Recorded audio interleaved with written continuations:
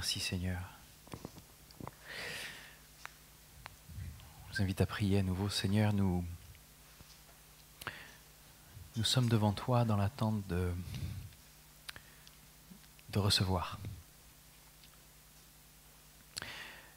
Tu as une sagesse que nous n'avons pas et nous te la demandons. Tu nous aides, Seigneur, par ton Saint-Esprit, par ta parole, à ouvrir notre compréhension, nos yeux, nos oreilles spirituelles. Tu viens nous chercher là où nous sommes.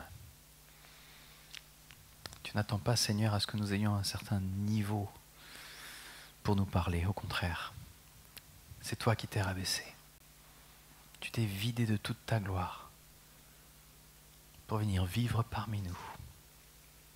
Et nous avons vu ta grâce, la grâce du Fils envoyé par le Père.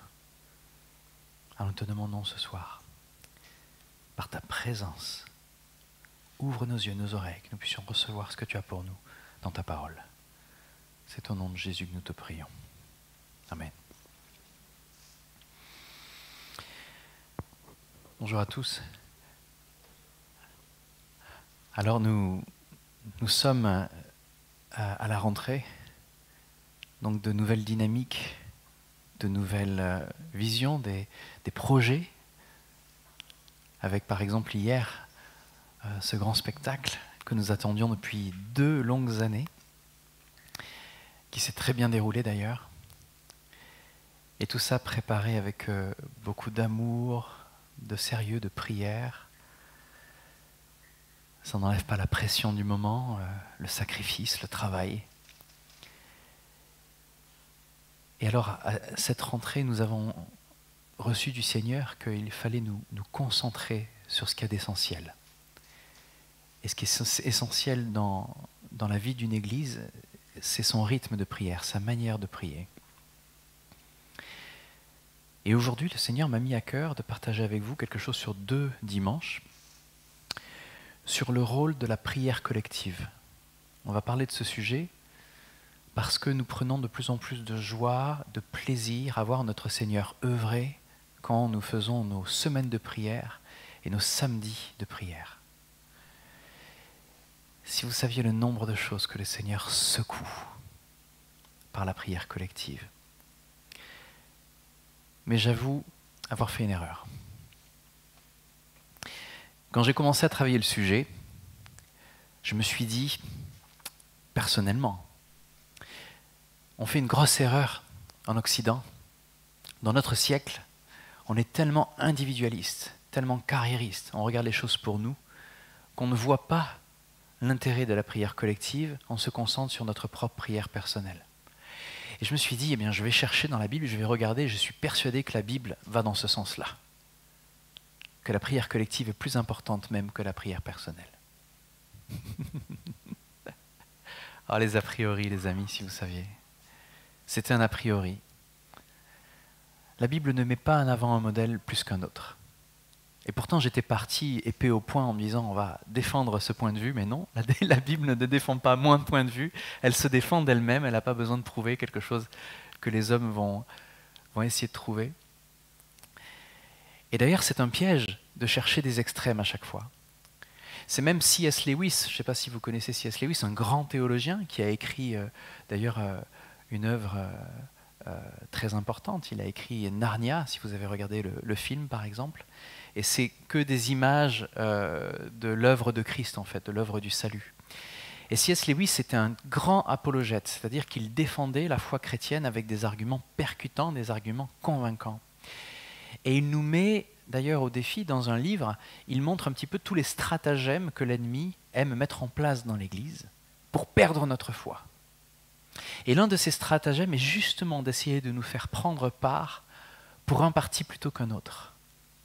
Et C.S. Lewis nous dit, si vous voulez choisir un camp, c'est l'erreur en fait. Il faut éviter la droite et la gauche, il faut filer tout droit. Il ne faut pas essayer de choisir d'être un jusqu'au boutiste et de se battre pour des principes. Et donc je m'étais mis dans ma tête, personnellement, même en tant que pasteur, un principe en me disant, la collectivité devrait prendre le dessus sur l'individualisme dans la prière. Eh bien la Bible ne défend pas un côté plus que l'autre, au contraire. elle montre les avantages des deux. Et c'est ce que j'aimerais qu'on regarde ensemble aujourd'hui. Donc on va parler de cette dualité, individualisme, collectivisme. On va voir comment la Bible le traite. Et puis, juste après, on va regarder un petit peu l'erreur que l'on fait la plupart du temps dans notre manière de comprendre le rôle de la prière dans la présence du Seigneur. Très souvent, on veut tordre le bras de Dieu pour le faire obéir à nos propres désirs, en essayant d'implorer, parce qu'on est à plusieurs, on se dit on a plus de force, il va nous écouter. Mais là non plus, la Bible ne parle pas de ça, enfin pas dans ce sens-là. Et on va voir l'avantage, le grand avantage de prier en tant qu'Église, en collectivité. D'accord ? Alors si le Seigneur nous le permet, on va le faire aujourd'hui. Si on n'a pas assez de temps, on continuera la semaine prochaine, on viendra conclure. Alors c'est quoi l'individualisme ? C'est un modèle, c'est un modèle social d'ailleurs, qui fait passer l'individu avant le groupe. Tandis que le collectivisme, c'est un modèle social qui fait passer le groupe avec les individus qu'il compose. Vous voyez ? Donc le groupe est important, mais il est constitué de chaque individu. D'accord ? L'individu est toujours important, mais le groupe a besoin de chacun. Eh bien, cette définition, on a trouvé, en lisant la parole, qu'elle est plutôt biblique. Nous avons un rôle en tant qu'individu. C'est clair que quand on va comparaître devant le Seigneur, c'est individuellement qu'on va comparaître. On voit que dans l'Apocalypse, c'est les églises qui sont jugées. Il y a la présence de Dieu dans chaque église, dans les 7 églises dans l'Apocalypse, et chaque église est jugée indépendamment en fonction de son appel. Donc notre église, EBE, est appelée à faire quelque chose ici, à Rueil. Elle est appelée à faire quelque chose peut-être dans un orphelinat en Inde, ou dans un groupe d'églises en Afrique. Elle est appelée à un rôle particulier. Et l'Église et les anges d'ailleurs qui s'occupent de nous, parce que la Bible montre qu'il y a des gens qui sont attribués aux églises, il y aura un jugement pour ça. Donc l'Église a un appel. Il s'agit de savoir comment nous on s'inscrit dans notre Église pour ça. Mais le jugement sera quand même individuel, c'est-à-dire que chacun d'entre nous nous allons devoir rendre des comptes devant le Seigneur pour ce que nous avons fait. Et c'est là qu'on se rend compte que on ne va pas regarder le jugement de Dieu sur chacun d'entre nous, ce n'est pas le but aujourd'hui. J'aimerais que vous voyiez combien chacun d'entre nous est important pour le Seigneur, dans le groupe que nous sommes. Je vous montre un exemple. Si vraiment ce qui était collectif était plus important que ce qui était individuel, est-ce qu'on aurait une parabole comme celle de la brebis qui se perd ? Luc 15, verset 4. Quel homme d'entre vous, s'il a 100 brebis et qu'il en perde une, ne laisse pas les 99 autres dans le désert pour aller chercher après celle qui est perdue jusqu'à ce qu'il la retrouve. Vous voyez l'amour de votre Seigneur pour vous, individuellement ? Je cherchais vraiment à essayer de montrer que le côté individuel est beaucoup moins important que le côté collectif, et ce que je trouve, alors que je cherche dans la Bible, je vois au contraire non. Tu vas pas leur dire ce qui se passe par la tête, tu vas leur dire ce que je dis. Chacun d'entre eux est la prunelle de mes yeux. Chacun d'entre vous est la prunelle des yeux de Dieu. Et si quelque chose vous fait douter dans votre esprit de ça, il faut qu'on prie pour vous. Et c'est ce que l'ennemi va chercher à faire. Il va vous faire douter de votre valeur. Parce que vous allez plus regarder à vos défauts, vous allez plus regarder à vos manquements qu'à son amour. Vous allez plus regarder à ce que vous ne faites pas pour lui qu'à ce que lui il fait pour vous. Que ce que lui a fait pour vous en Jésus-Christ. Et c'est le piège, on retombe toujours dans le même piège, la culpabilité. Je ne fais pas assez, je ne suis pas assez. Mais le Seigneur nous dit non, tu comptes, en tant qu'individu, tu comptes énormément. On va y venir tout à l'heure, mais il y a une image encore plus forte qui montre que chacun d'entre vous est une pièce unique et vous manquerez à votre église locale si vous n'étiez pas. Regardez aussi, donc en Luc 15, verset 6, un petit peu plus tard, de retour à la maison, il appelle ses amis et ses voisins et leur dit « Réjouissez-vous avec moi car j'ai retrouvé ma brebis qui était perdue. » Qu'est-ce qu'il fait là, la personne qui a perdu, le berger qui a perdu sa brebis ? Nous, en général, quand on a perdu quelque chose, on se réjouit tout seul. On se dit « Yes, j'ai retrouvé, j'ai gagné, c'est grâce à moi. » Ben là, ce n'est pas du tout le cas. Lui, il dit « J'ai retrouvé, et regardez ce qu'on va faire la fête avec tout le quartier. » La joie individuelle, votre joie individuelle, devient une joie collective. Vous voyez, on ne peut pas séparer les deux. On ne peut pas les mettre en opposition l'un à l'autre. Au contraire, l'un a besoin de l'autre. Le fils prodigue. Qui connaît la parabole du fils prodigue? Personne. Alors là, les gars, on a du mal. Je crois qu'on va parler que de ça aujourd'hui. Soyons sérieux, je vous invite à lever les bras. On n'est pas très nombreux, on se permet de le faire. Qui connaît la parabole du fils prodigue? S'il vous plaît, s'il vous plaît. Ah, ça vaut le coup qu'on la raconte alors. C'est pour ça que je vous ai dit il y a 2 dimanches. Il y a certains qui n'ont pas levé les bras. Écoutez, vous allez être bénis aujourd'hui. Vous allez être bénis, les amis, vraiment. Oh là là. Alors, prenez votre Bible dans Luc au chapitre 15. On va juste faire un petit zoom sur ça, d'accord?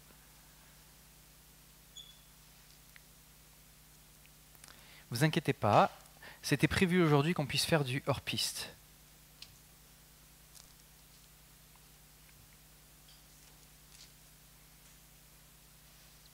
Ah Seigneur, merci.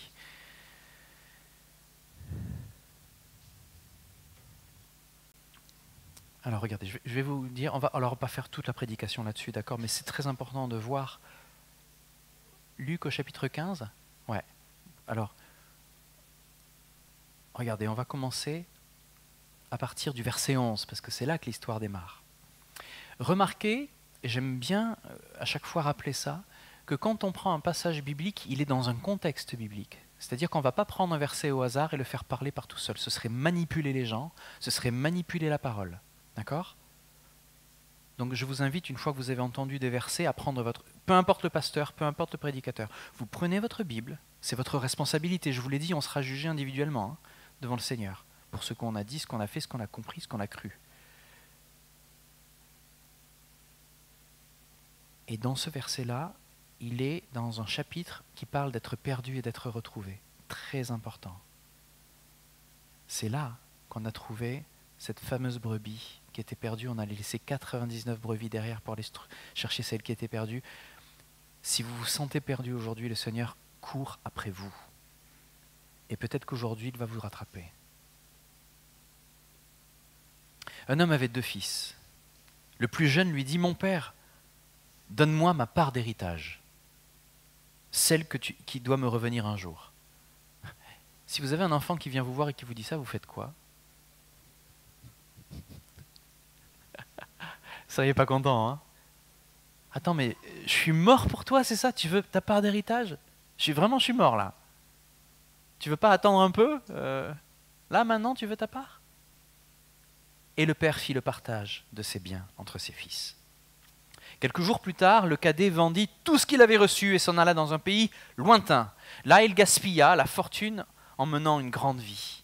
Quand il eut tout dépensé, une grande famille survint dans ce pays et il commença à manquer du nécessaire. C'est là que ça devient intéressant. Alors il alla se faire embaucher par l'un des propriétaires de la contrée. Celui-ci l'envoya dans les champs garder les porcs. Imaginez qu'on parle des Juifs là. Donc porcs, Juifs, c'est pas bon.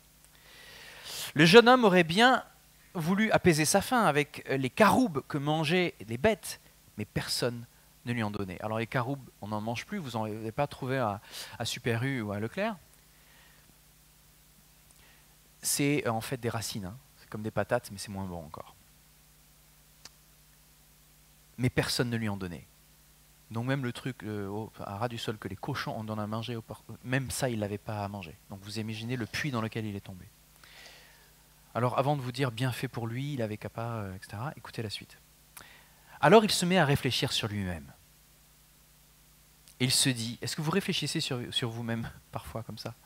Disant, je me suis éloigné quand même du Père. Hein. Est-ce que si jamais je voulais revenir, est-ce qu'il m'accepterait encore? Écoutez bien, c'est pour vous. Alors il se met à réfléchir sur lui-même et se dit, tous les ouvriers de mon père peuvent manger autant qu'ils veulent, alors que moi je suis ici à mourir de faim. Je vais me mettre en route, j'irai trouver mon père et je lui dirai, alors je vais imaginer une histoire, hein, parce qu'il faut que quand j'arrive devant mon père, il faut que j'ai quelque chose de prêt. sinon il risque de ne pas m'écouter, il va falloir que j'imagine un truc, vraiment une histoire, il faut que je sois sincère par contre, il ne faut pas que j'en fasse trop, mais il faut que je dise des choses qui vont l'apaiser, qui vont lui faire comprendre que je regrette, etc. Je vais trouver quelque chose, alors je vais lui dire, je vais imaginer quelque chose, et voilà ce que je vais lui dire. Mon père, j'ai péché contre Dieu et contre toi, et je ne mérite plus d'être considéré comme ton fils. Je vais me mettre en route, j'irai trouver mon père, je lui dirai, mon père, j'ai péché contre Dieu et contre toi. Je ne mérite plus d'être considéré comme ton fils. Accepte-moi comme l'un de tes ouvriers. Vous imaginez la scène? Il est dans sa tête, ça y est, c'est bon, il s'est fait son film, il s'est dit, je vais revenir, je suis à plus bactère, ça ne va pas du tout. Il faut que j'imagine quelque chose, parce que sinon, ça ne va pas passer. Si je n'ai pas une bonne explication, mon père va me rejeter. Donc, il faut se sentir, il faut déjà s'auto-justifier pour le fils. Hein. Il faut que en gros, si tu te sens coupable par rapport au père, il faut que tu imagines quelque chose où tu te dis, je vais un petit peu manipuler la situation un peu. Je vais y aller, je vais être sincère, mais quand même, il faut que je fasse un effort, parce que sinon, il va me rejeter. Est-ce que tu te sens comme ça aujourd'hui? Est-ce que tu te sens loin de Dieu et tu te dis, il va falloir que je fasse un effort, sinon le Seigneur ne va pas m'accepter. Il faut que je fasse un effort, sinon je suis rejeté. C'est très humain de penser comme ça, vous ne vous sentez pas coupable? Est-ce que vous vous sentez parfois comme ça? Et même pour vous, même si vous avez 40 ans, 50 ans de chrétienté derrière vous, écoutez. Il se mit donc en route pour se rendre chez son père. Comme il se trouvait encore à bonne distance de la maison, alors bonne distance, c'est une grande distance, son père l'aperçut et fut pris d'une profonde pitié pour lui. Tu regrettes ce que tu as fait, tu te dis, mon père va me rejeter, mais alors que tu t'approches, le père le sait déjà, il le voit déjà. Il est le maître de la propriété, il sait très bien qui rentre sur son territoire, qui s'approche de lui. Et qu'est-ce qu'il ressent pour toi? De la pitié. Et tu es bien content qu'il ressente de la pitié pour toi, parce que là tu peux ravaler ta fierté. Tu sais que tu es tombé loin, tu sais que tu t'es éloigné, tu sais même que tu ne mérites même pas de revenir. Et que si ce père est vraiment juste, il va dire, mais qu'est-ce que tu mérites? Tu as déjà eu ta part, tu m'as considéré comme mort, maintenant tu reviens et tu veux que je t'accepte? Nous, c'est comme ça qu'on pense. C'est comme ça qu'on pense naturellement dans notre chair. Écoutez l'amour de ce père et regardez l'amour de ce père. Il courut à la rencontre de son fils, se jeta à son cou et l'embrassa longuement. Même là, le fils qui revient n'a pas compris que son père l'aimait déjà. Tu n'as pas eu à te justifier encore, tu n'as pas eu à ouvrir la bouche, à ouvrir une prière. Ton père t'attendait. Il t'aime. Il t'aime. Il t'aime. Que tu le veuilles ou non, c'est ton père. Tu t'approches de lui. Alors regardez, le fils, il part en mode « J'y vais tout droit, j'ai préparé mon speech, j'ai préparé mes trucs, je vais lui dire ce que je vais lui dire. » Je me pose même la question si le père l'a écouté. Le fils lui dit « Mon père, j'ai péché contre Dieu et contre toi. » Alors il colle à son texte, hein, on est d'accord? J'ai péché contre Dieu et contre toi. Je ne mérite plus d'être considéré comme ton fils. Mais le père dit à ses serviteurs, allez vite chercher un habit, le meilleur que vous trouverez, et mettez-le lui. Passez-lui une bague au doigt et chaussez-le de sandales. Amenez le veau que nous avons engraissé et tuez-le. Nous allons faire un grand festin, nous allons nous réjouir, car voici, mon fils était mort, et il est revenu à la vie. Il était perdu, et je l'ai retrouvé. Est-ce que le fils a eu le temps de terminer ce qu'il disait? Est-ce qu'il a eu le temps de dire « Accepte-moi comme l'un de tes ouvriers » ? Est-ce qu'il a eu le temps? Non. Son père lui a coupé la parole. Je crois qu'il n'a même pas écouté le début, parce qu'il était trop occupé à l'embrasser, à le tenir dans ses bras et à l'embrasser dans le cou. Son fils. Tuer son fils, sa fille. Il suffit de faire quelques pas vers lui et de reconnaître les choses. Mais lui, il t'aime déjà. C'est bien que tu reconnaisses, c'est bien que tu te dises que tu n'es même pas digne d'être traité comme l'un de ses ouvriers. C'est une bonne chose, parce que ça veut dire que tu as réfléchi, tu t'es mis à utiliser le cerveau que Dieu t'a donné. tu regardes les choses avec réalité. Mais même ton raisonnement là, même s'il est juste, l'amour de Dieu le dépasse. Même là, même si toi tu te dis légalement ça va le faire, ça va pas le faire, Dieu ne regarde même pas à ça. Il te regarde, il dit je t'aime. Je t'aime. Va pas chercher plus loin. Je suis heureux que tu sois revenu. Je suis tellement heureux que je vais tuer le veau gras. Voilà. J'irai pas plus loin dans cette parabole, mais regardez ce veau gras. 2 considérations sur le veau gras. On se pose la question, pendant que le fils était en train de dépenser son argent avec des prostituées, à Miami, comme disait Saïd hier, il était parti en Miami, il a fait la fête. Pendant que le fils était en train de faire n'importe quoi, que faisait le père avec ce veau? Il était déjà en train de l'engraisser. Il préparait une fête. Tu n'engraisses pas un veau juste pour avoir juste pour par le plaisir. Tu sais que à un moment, tu vas faire une fête, une énorme fête. Et c'est un veau, c'est pas un bœuf, c'est tendre. C'est tendre et c'est gras. Quand ça va griller sur le grill, là, le bon beefsteak, tu sais que tu vas passer un bon moment. Eh bien, le père savait qu'il allait préparer un bon moment. Ce que tu ne savais pas, toi, c'est que tu serais accepté tel que tu es alors que tu reviens. Et que ce veau, il t'attendait. Et que ton père attendait ce moment-là. Il y a plus de joie dans le ciel pour un pécheur qui se repentit que pour 100 de justes. Et si aujourd'hui tu te dis, je me suis éloigné, je me rappelle, je me reviens, ne pense pas que tu vas faire des efforts religieux, de prière, de préparer des choses à dire à Dieu en lui disant, il faut que j'arrive et que je vais commencer ma prière comme ça, je vais dire ça, je vais pas manger, je vais me priver, juste pour qu'il m'aime. Il t'aime déjà. Il t'aime déjà.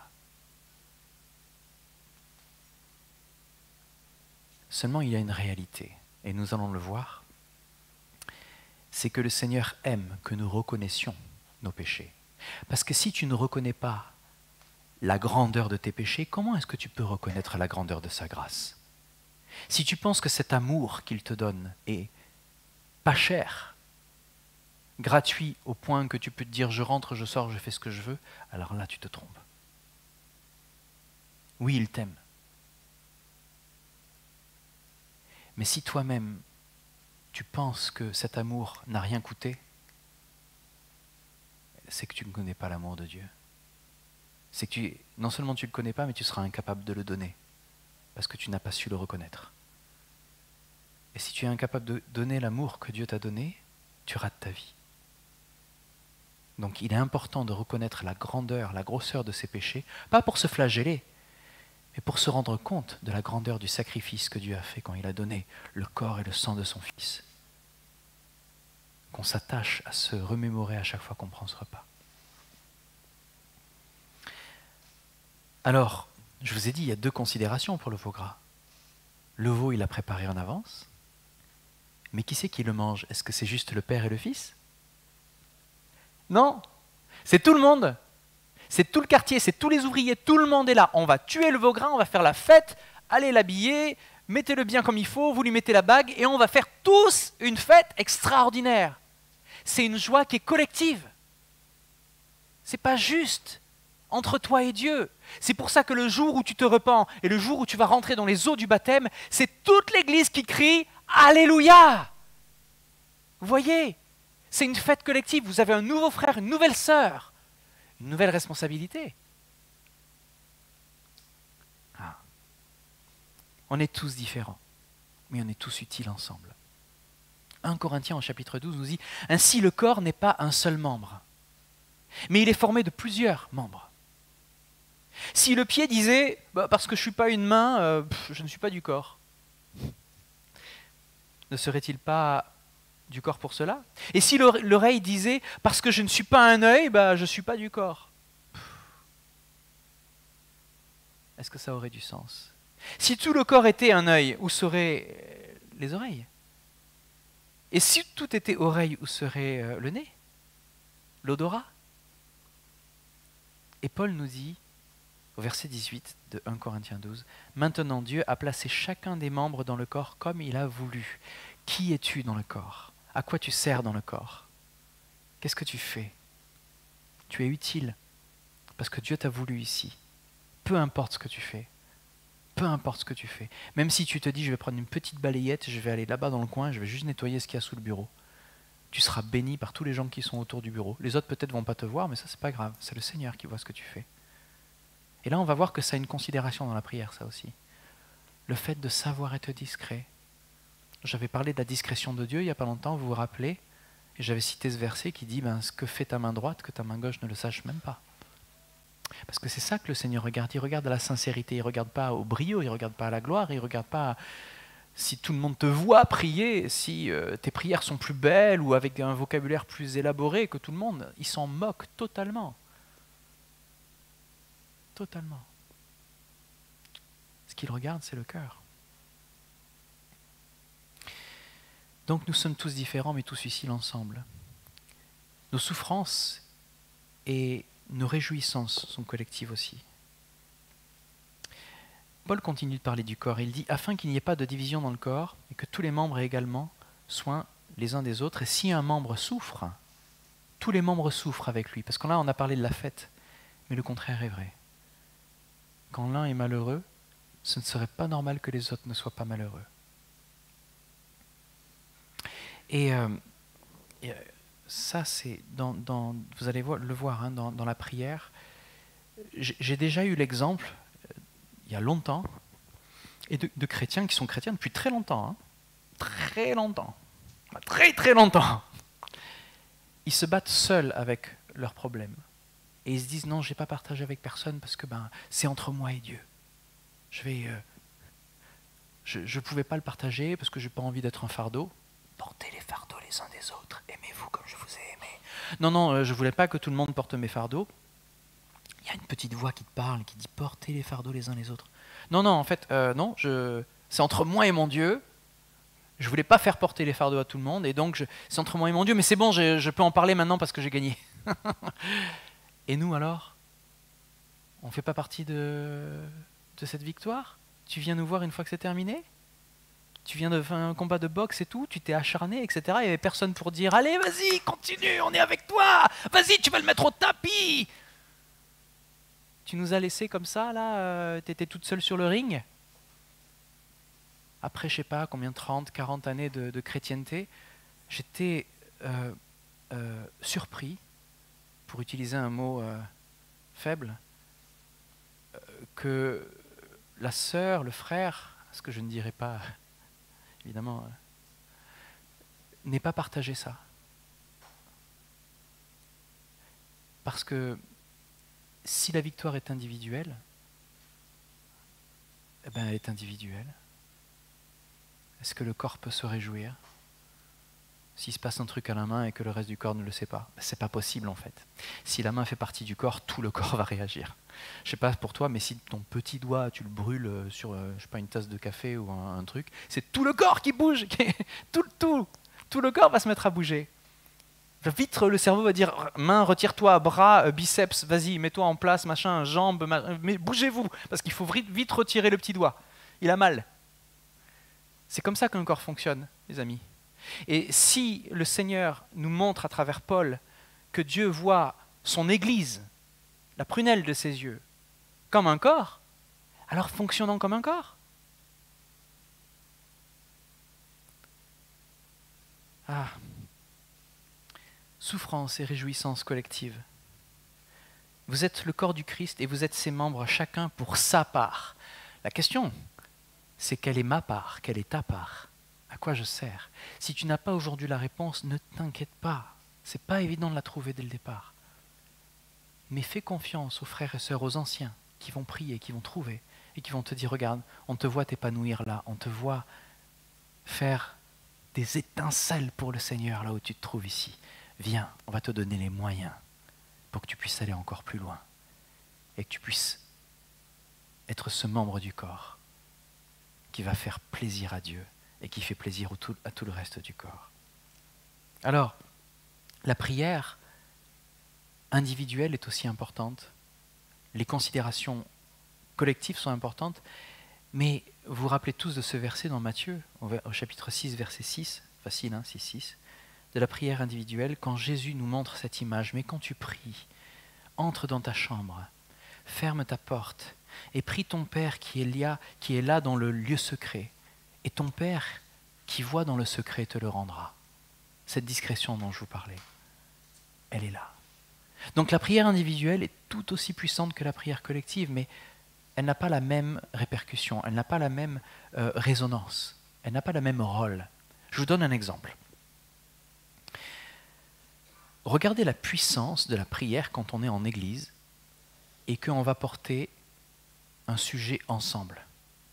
On porte un sujet, quelqu'un prie et puis l'autre va se dire « Ok, là le Seigneur me montre des choses, je vais aussi prier dans ça. » C'est comme si chacun, on était devant une montagne de granit, chacun avec son petit piolet n'a pas la force de casser la pierre. Imaginez ça, hein. On est devant une montagne de granit, on a chacun un petit piolet. Vous êtes avec moi, vous dormez? C'est bon? On est ensemble? Ok. Tu l'as ton piolet? Ok, montre-moi ton piolet. Yes! Voilà, lève ton piolet s'il te plaît. Merci. Vous êtes prêts? Allez, j'y vais! Ha! Ha! Ha! Allez, à toi. Et chacun va aller taper sur cette pierre avec son piolet. Moi tout seul, oh là là, je vais aller plus vite, hein? J'irai pas très loin. Vous connaissez un adage, hein? Tout seul on va plus vite, ensemble on va plus loin. Bravo. C'est même pas biblique et vous le savez par cœur. Bravo. C'était des évangéliques qui regardent à l'extérieur de la boîte, c'est bien. Et avec mon petit piolet, je fais pas grand-chose. Mais si chacun, l'un derrière l'autre, va venir percuter, ça va donner la force au prochain frère qui dit « Moi, mon piolet, je sais comment je vais m'en servir maintenant. Je l'ai vu taper là, je l'ai vu comment prier, j'ai vu comment l'ancien, il a porté ça devant le Seigneur. Ça me donne de la force, je comprends mieux comment le Seigneur fonctionne. Je vais aussi prier, je vais aussi taper là où il faut que je tape dans la prière. » Et les forces de l'enfer ne prévaudront pas contre elle, l'épouse du Seigneur, l'Église, la belle, la merveilleuse Église. Vous êtes le corps du Christ, vous êtes l'Église ensemble. Ensemble. Et cette prière collective, elle va permettre d'aller frapper sur des sujets qui sont beaucoup plus larges que les considérations de ta propre vie. Alors oui, quand tu es chez toi ou quand tu es dans ton groupe de maison, partagez vos péchés les uns les autres afin que vous soyez guéris. Partagez vos fardeaux les uns les autres afin que vous puissiez les uns pour les autres. Vous pouvez prier, on va y venir. Mais quand on est en église, on est capable de porter des sujets qui vont beaucoup, beaucoup plus loin. Vous ne trouvez pas ça bizarre? Alors je veux pas qu'on se sente mal à l'aise, malheureusement, faut que je vous le dise quand même. Quand on est ensemble et qu'on est, je ne sais pas, peut-être 40, 50, et qu'une personne se met à prier pour elle-même, je ne sais pas pour vous, mais je me dis, on peut prier pour toi si tu veux, mais là, personne ne va pouvoir prier juste pour toi parce que c'est un culte où on est devant le Seigneur et on prie en tant qu'Église pour des choses qui sont stratosphériques. On peut aller frapper à des endroits de notre responsabilité, à Rueil, dans le quartier, en Inde, en Afrique, des endroits où le Seigneur nous a mis en responsabilité. Et on peut frapper ensemble sur ces sujets, porter des sujets pour la France, pour l'endroit où le Seigneur nous a mis là, pour que nous puissions nous épanouir, grandir et le servir. Et c'est là la puissance et la ligne d'attaque quand on est ensemble. On peut aller frapper à ces endroits-là. Mais si tu veux prier pour des choses qui te sont personnelles et des choses avec lesquelles tu te bats tout seul, alors tu as ton groupe de prière. Tu as un groupe avec lequel tu vas pouvoir te rassembler peut-être une fois, 2 fois par mois, de préférence le plus souvent possible évidemment. Tu as même un moment où vous allez pouvoir prier même par téléphone entre quelques frères et sœurs. Et à ce moment-là, tu vas pouvoir partager ces fardeaux. Mais ce n'est pas forcément, tu ne dois pas forcément partager tes fardeaux avec toute l'Église d'un coup. Tu peux le faire, hein. Si tu te dis, pasteur, est-ce que je pourrais partager ça parce que j'aimerais que tout le monde prie pour moi, c'est tellement difficile. Ah oui, absolument, aucun souci. On prépare ça, on va prier pour toi, les anciens pourront prier pour toi individuellement, et puis toute l'assemblée, si tu veux vraiment que tous les chrétiens portent ce sujet, parce que c'est un sujet qui est important pour toi, on va le faire, avec plaisir, avec grand plaisir.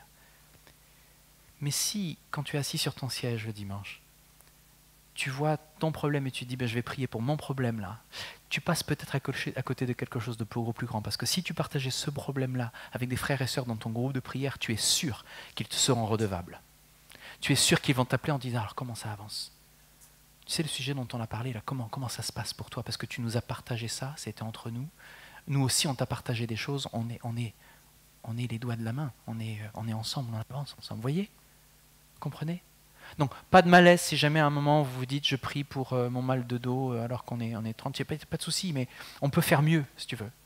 On peut aller beaucoup plus loin. Si tu as mal au dos, on peut préparer ça, on peut prier ensemble, on peut voir un petit peu. Vous comprenez? Il y a la dimension de prière collective, avec des sujets de prière collective, et puis une dimension de prière plus intime, avec un groupe qui sera plus intime. Voyez? Donc, cette prière-là, j'aimerais... alors le temps passe, donc on continuera la fois d'après. Je prends encore... Combien on a de temps encore pour que ce soit raisonnable? Est-ce qu'il y a un maître du temps ici? Ça fait quoi, 25 minutes que je prêche? Jusqu'à 18h, ah mon frère. Toi tu viens d'Afrique, hein. Les gens ils sont déjà partis ici. Hein. Attends, t'es à Ruelle. T'es arrivé à 18h, ils sont déjà, il y en a qui dorment. Alors, on aimerait bien, parce que j'apprécie que tu restes, on peut rester ensemble si tu veux. Mais je vais prendre juste 10 à 15 minutes. Je vais terminer sur une autre erreur qu'on fait. Alors, bon, vous m'entendez le dire souvent, mais quand même c'est important que je le souligne. Peut-être certains me voient venir déjà. En Matthieu 18, on utilise très très souvent ce passage. Matthieu 18, c'est un passage qui est dans un contexte particulier. C'est un contexte où Matthieu 18, verset 14, là où 2 ou 3 sont rassemblés à mon nom, je suis au milieu d'eux. Alors là, quand on prend ce passage, ça nous donne de la force, parce qu'on se dit, parce qu'on est plusieurs, on est sûr et certain que là, le Seigneur, il y est. Quand je suis tout seul, je ne sais pas. Mais si 2 ou 3, parce que c'est marqué, il y a une promesse, donc je la prends, si 2 ou 3 sont là, ils sont rassemblés, alors il est au milieu de nous. Alors, bien évidemment, les amis, absolument, quand vous êtes 2 ou 3 ou 15, oui, bien sûr, le Seigneur est là, parce que vous êtes son Église. Il vous aime, il est forcément là. Il n'y a pas d'erreur. Je ne vais pas dire le contraire, je ne dirai pas non, il n'est pas là. Je ne vais pas vous dire ça. Mais quand vous êtes seul dans votre chambre, est-ce qu'il a dit qu'il ne serait pas là? C'est même Jésus lui-même qui dit, va dans le lieu secret, le Père t'attend là. Il est là, il est là. Donc n'aie pas peur que le Seigneur ne soit pas là parce que tu n'es pas entouré de frères et sœurs. C'est une crainte quelque part. Quand on dit ça, c'est pas par un manque de compréhension biblique, c'est parce que ça nous rassure et ça rassure les autres de l'entendre. Vous comprenez? Donc c'est bien de se rassurer, mais c'est pas une bonne base. Pourquoi? Parce que c'est pas ce que le texte dit, en fait. Le texte ne dit pas, si tu es tout seul, tu n'es pas sûr qu'il soit là, mais si vous êtes 2 ou 3, tu es certain. C'est pas ce qu'il dit. Matthieu 18 nous donne tout le protocole de la gestion de conflits dans l'Église. Bon, certains vont décrocher parce que vous m'avez déjà entendu le dire. Mais là où 2 ou 3 sont rassemblés à mon nom, je suis au milieu d'eux, c'est dans le cadre d'une résolution de problèmes, de conflits. Tu as un problème avec un frère, une sœur, il est très clair que le Seigneur te dit, il ne va vraiment plus rien. Excusez-moi. À partir du verset 14, regardez. Ah là là, si ton frère s'est rendu coupable contre toi, va le trouver et convainc-le de sa faute. Ok? Donc, première erreur. Si ton frère a fait une erreur, il t'a offensé, et toi tu dis, moi je lui parle plus, j'attends qu'il vienne. Déjà t'as faux. Parce que si ton frère a fait une erreur contre toi, c'est à toi d'aller le trouver et lui dire, écoute, t'as fait une erreur mon frère, tu n'as peut-être pas vu, mais tu m'as marché sur le pied, tu m'as fait super mal. Ou alors tu m'as ignoré, tu m'as pas dit bonjour, je me suis senti rejeté. Ou alors tu as dit quelque chose qui n'était pas vraiment vrai à mon égard, et là, pour moi, c'est un faux témoignage. Tu peux, en fait tu dois aller voir le frère ou la sœur et lui dire, tranquille, écoute, On va discuter parce qu'il ne faut pas que ça reste entre nous. Moi, j'ai du mal à dormir. Toi, peut-être, tu t'en es pas rendu compte. Mais on va faire quelque chose qui est glorieux. On va régler un problème.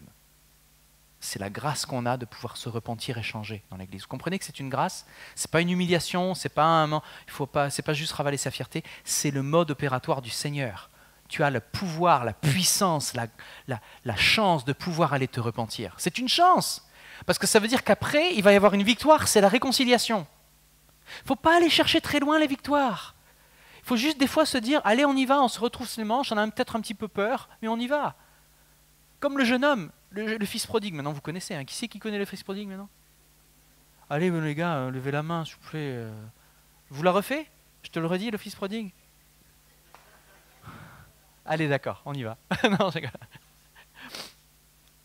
Vous comprenez que c'est une grande grâce de pouvoir s'approcher les uns les autres et de dire nous sommes frères et sœurs, nous sommes fils et filles d'un même père. Ça nous donne un droit légal d'avancer ensemble et de se présenter main dans la main devant le Père en disant écoute, on a un conflit, on ne sait pas du tout comment on sait pas comment on va le régler ce conflit, parce qu'il nous dépasse. Là, je vous ai dit, il m'a marché sur le pied, il a parlé mal de moi, mais ça c'est tout petit. Parce que si vous n'allez pas trouver le frère ou la sœur, c'est pas pour un petit truc. Si vous n'allez pas le trouver, c'est parce que vous dire ça, non, je ne peux pas. J'ai du mal à pardonner, j'y arrive pas. Sans communication, ce ne sera pas possible. Si tu ne communiques pas, c'est comme dans le couple, tu ne communiques pas, tu vas droit dans le mur. Tu ne parles pas, tu vas droit dans le mur. Tu n'expliques pas comment tu te ressens, comment tu vis les choses, tu vas droit dans le mur. Tu es un couple, tu es seul, tu es dans un groupe, tu ne communiques pas, même dans ton lieu de travail, tu n'expliques pas les choses, tu ne dis pas comment tu vis les choses, tu vas dans le mur. On nous a donné une bouche, on nous a donné une langue, on nous a donné un langage qui est suffisamment évolué pour évoquer toutes les nuances de la manière dont on se ressent, et on s'en prive. Eh bien non.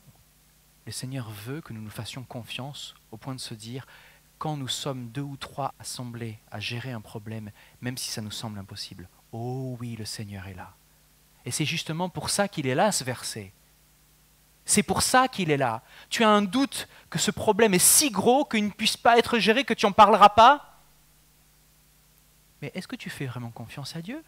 Ce verset, il est pour toi. C'est comme ça que tu dois l'utiliser, Matthieu 18. Si 2 ou 3 sont rassemblés en mon nom, mais c'est possible. C'est pas juste, ah bah, je suis là. Vous comprenez que ce serait réduire la parole de Dieu de dire, si 2 ou 3 sont rassemblés, vous inquiétez pas, il est là. Non. Si tu penses qu'il est impossible de sortir de ce bourbier, eh bien détrompe-toi. Le Seigneur a promis qu'il serait présent. Je pense que j'ai plaidé suffisamment là-dessus. Vous comprenez? Donc, si jamais vous avez un doute sur le fait que le Seigneur veut prendre soin, vous savez qu'il s'agit de son Église. Vous comprenez que quand vous avez un malentendu qui va se transformer en cancer dans l'Église, c'est-à-dire que ça va tellement évoluer qu'à un moment, il n'y aura pas le choix. Il va falloir couper. Tu vas tellement souffrir que tu vas dire, mais je ne peux plus mettre les pieds là-bas. Et le problème de personnes qui fonctionnent comme ça et qui ne communiquent pas, vous savez ce qui se passe? Ils partent d'église en église. Et à chaque fois, ils se font mal. Et comme ils ne communiquent toujours pas, eh ben, ils ne trouvent jamais une église en se disant, ben, moi, l'église, ça ne fonctionne pas pour moi. Tu es passé à côté du corps du Christ. Le corps. Et les éléments, en 1 Corinthiens 11, Paul nous dit, si tu ne reconnais pas le corps, quand tu prends ces éléments, tu bois et tu manges un jugement contre toi-même. Et c'est pour ça que beaucoup tombent malades prématurément et meurent. Ils ne reconnaissent pas le corps. Ils ne reconnaissent pas l'importance de ce que c'est que la collectivité de l'Église. Comprenez qu'il y a une dimension collective de ce qu'on vit qui est absolument stratosphérique. Vous allez pouvoir prier des choses seuls, mais devant une montagne de granit,